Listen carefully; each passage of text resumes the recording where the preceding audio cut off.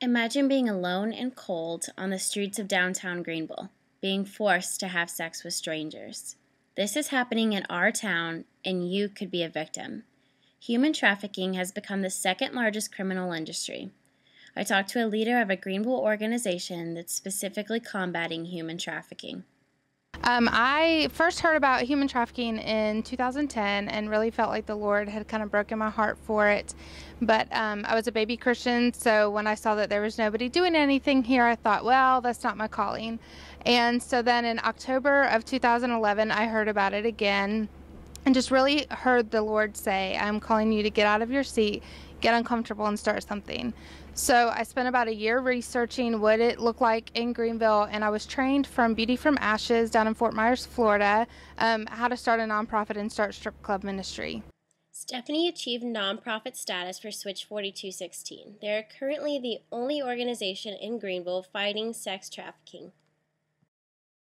One story in particular that stands out is a woman who, at the time that she was 13, her mom was a police officer and got addicted to crack and sold all of her possessions within the house.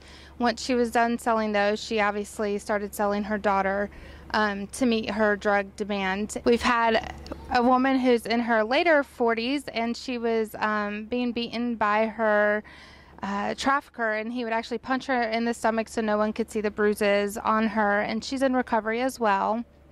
So what we do through Switch is intervention, and so we hang out in areas where exploitation happens just to build relationships, to pursue these girls, to love them, and offer services to help them out.